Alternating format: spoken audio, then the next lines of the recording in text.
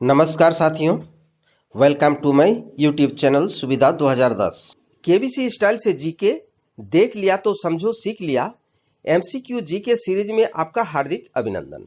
अगर आप केबीसी यानी कि कौन बनेगा करोड़पति के हॉट सीट में बैठने का या शानदार नौकरी पाने का तमन्ना रखते हैं तो आपके लिए यह एक शानदार मौका है सामान्य ज्ञान और करंट अफेयर्स तैयारी करने का।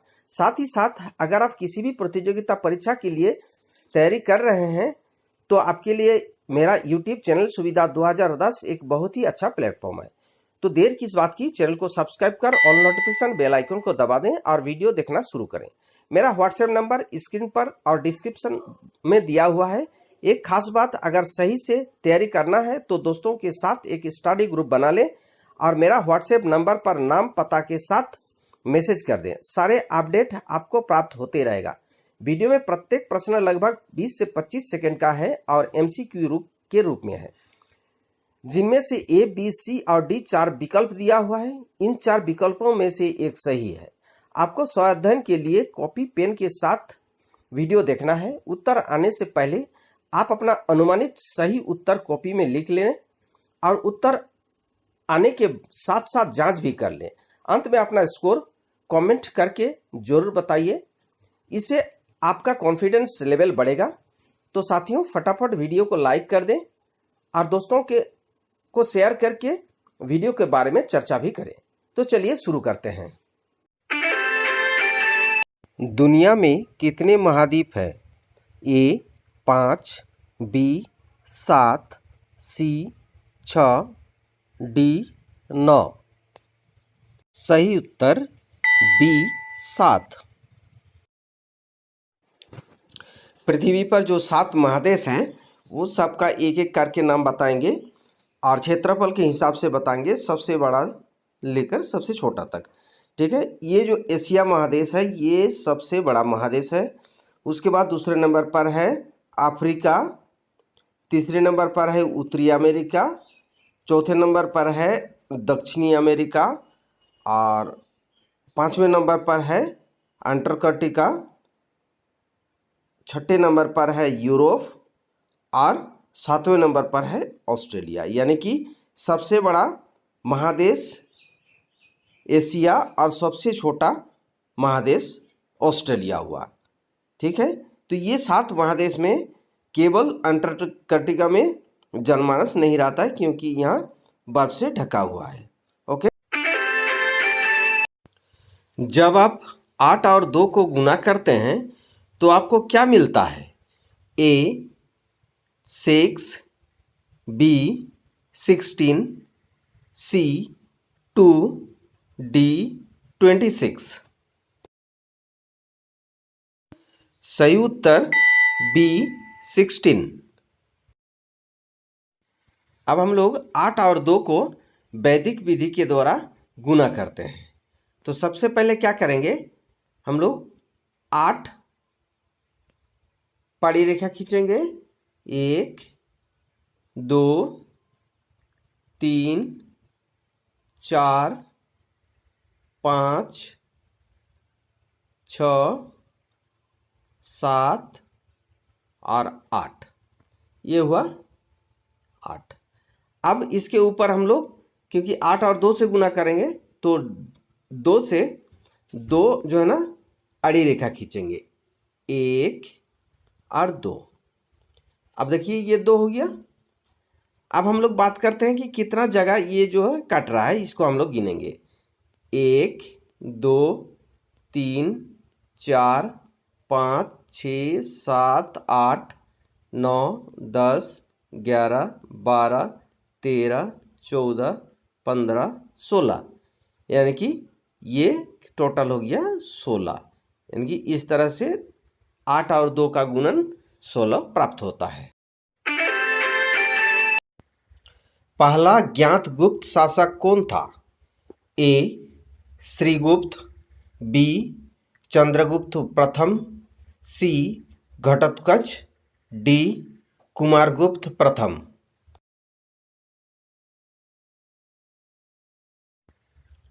सही उत्तर ए श्रीगुप्त।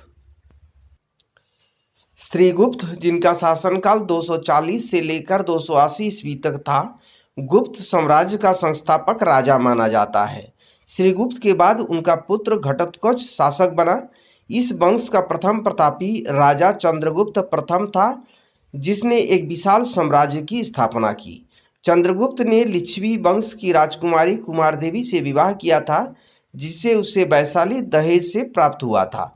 गुप्त वंश में सबसे पहले रजत सिक्के चंद्रगुप्त के द्वारा चलाए गए थे। चेन्नई का पुराना नाम क्या है? ए. बाल्टेयर, बी. माद्रास, सी. सिक्किम, डी. कावनपोर।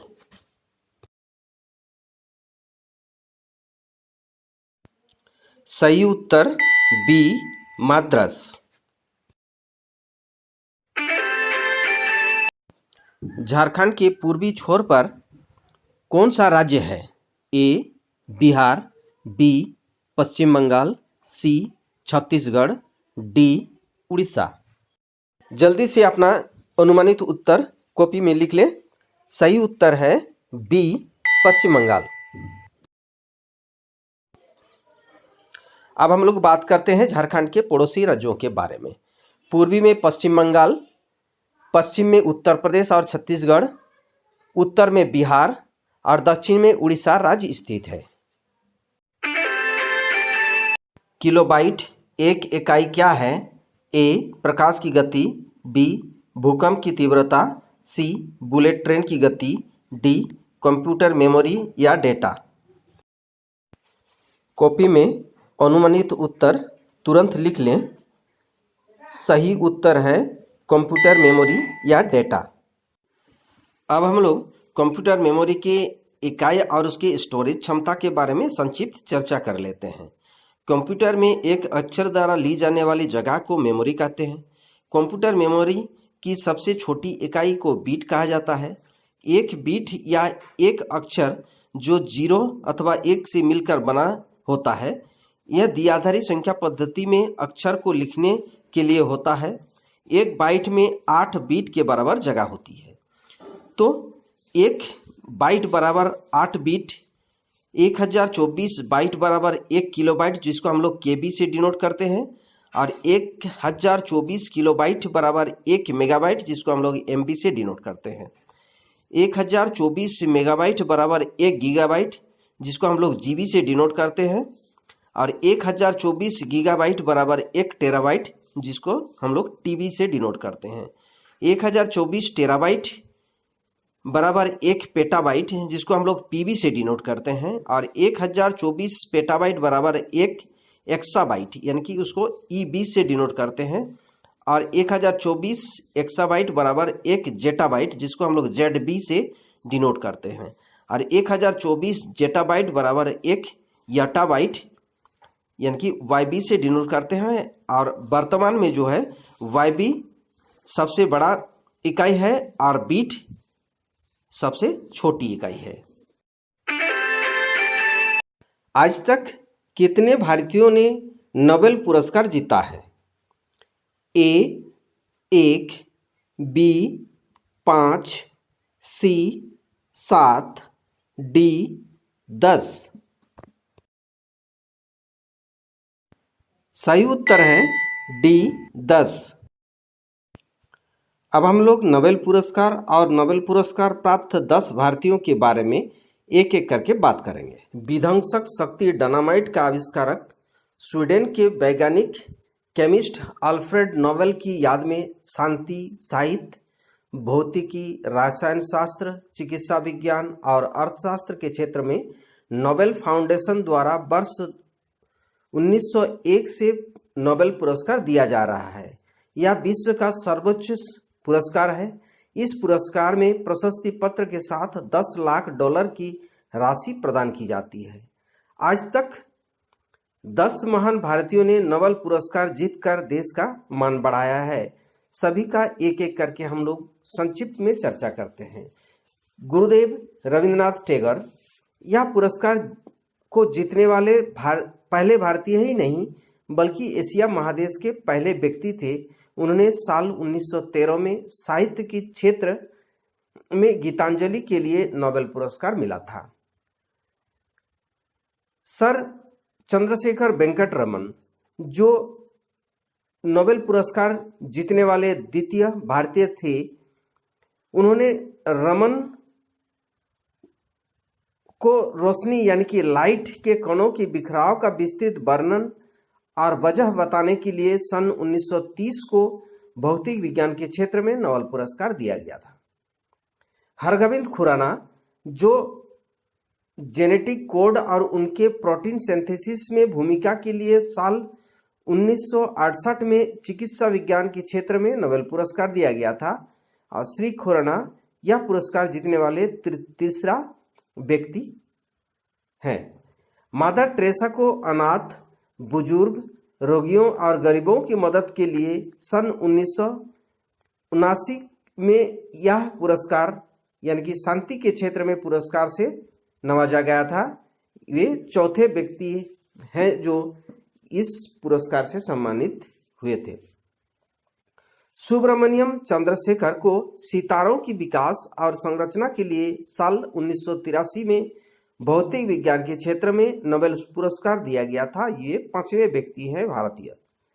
अमर्त्य सेन को साल 1998 को नोबेल पुरस्कार दिया गया था। अमर्त्य सेन पहले अर्थशास्त्री बने जिन्होंने लोक कल्याण अर्थशास्त्र के लिए यह पुरस्कार दिया गया था। और इस तरह से अमर्त्य सेन जी जो है भारत के 6ठे व्यक्ति हैं जो नोबेल पुरस्कार प्राप्त किए थे। भारतीय मूल के सर विद्याधर सूरज प्रसाद नायपॉल को सन 2001 में साहित्य का नोबेल पुरस्कार दिया गया था और वे 7वें भारतीय व्यक्ति हुए। वेंकटरमन रामकृष्ण को साल 2009 को रसायन विज्ञान में विशेष राइबोसोम की रचना और उसे काम करने की जानकारी देने के लिए यह सम्मान दिया गया था। वे जो नोबेल पुरस्कार जीतने वाले 8वें व्यक्ति हैं। कैलाश सत्यार्थी को बाल मजदूर उन्मूलन और शिक्षा के अधिकार के लिए साल 2014 को यह नोबेल पुरस्कार शांति के क्षेत्र में दिया गया था। वे 9 व्यक्ति हैं जो इस सम्मान से सम्मानित हुए थे। अभिजीत विनायक बनर्जी 10वें भारतीय बने जिन्होंने गरीबी हटाने की दिशा में काम करने के लिए साल 2019 को आर्थिक विज्ञान के क्षेत्र में नोबेल पुरस्कार मिला है। उनके साथ उनकी पत्नी को भी यह खिताब दिया गया। इसी के साथ आज के लिए विदा लेता हूं। वीडियो और चैनल के साथ जुड़े रहने के लिए धन्यवाद। वीडियो को लाइक कर सभी ग्रुप और दोस्तों को शेयर कर दें। अगर आप नए दर्शक हैं तो चैनल को सब्सक्राइब कर ऑल नोटिफिकेशन बेल आइकन को दबा दें। नेक्स्ट वीडियो और नए जानकारी के साथ कल फिर मिलेंगे। आपका दिन मंगलमय हो, परिवार के सभी लोग स्वस्थ रहे, मस्त रहे, खुश रहे। इसी शुभकामनाओं के साथ जय हिंद, जय भारत।